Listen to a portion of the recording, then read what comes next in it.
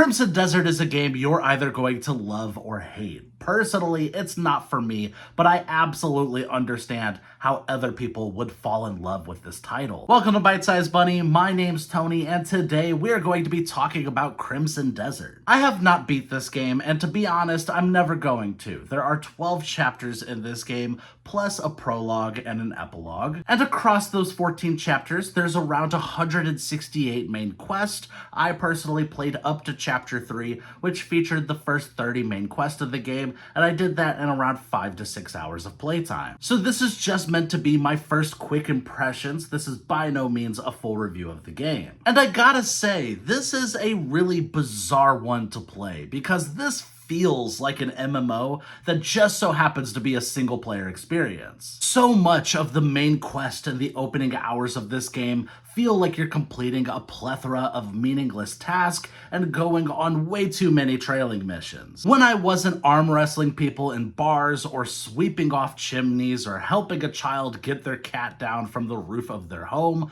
I was slowly trotting behind an NPC that was just yapping along with the least interesting dialogue you could possibly imagine. When it comes to massive open world games like Crimson Desert, I'm the kind of person that craves an interesting story or an interesting world that'll allow me to get fully engrossed in this experience. Crimson Desert is not focused on telling a compelling story, and it very much so feels tacked on here so they could check off a box and say that they had something in this game that kind of resembles a plot. This is definitely meant to be more of a sandbox game that allows players to just travel across this vast open world and get lost in the various side activities and make their own fun with it. And while it is a pretty open world, it's just not one that excites me personally. Where Crimson Desert really loses me is its control scheme. I've been playing this game on the PlayStation 5 console, and it has been one of the most bizarre, clunky gaming experiences I've had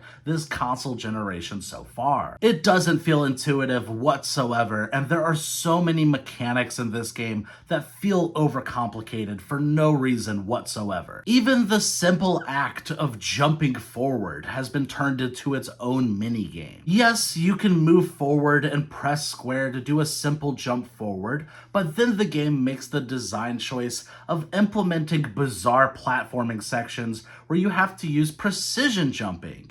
And precision jumping requires you to hold the left bumper and aim to a specific location you want to jump to before proceeding to click the jump button. And this game consistently loves to take simple mechanics like jumping and turn them into this weird, overcomplicated mess you then have to deal with. Another one that left me baffled was there's a string of missions where you have to go to these areas and investigate the location to try and solve the mystery of what happened. And to do this, you have to first equip your lantern, aim at a specific item to load the memory. Then once you've filled up that memory bar, you have to go over to your armor and equip a specific helmet to have access to a menu that is only available through using that specific helmet, and then cycle through your memory entries and select the correct one. It is such a weird creative decision, and I really don't understand the thought process behind any of it. I will say the combat is worth highlighting. Fighting enemies is an enjoyable enough experience,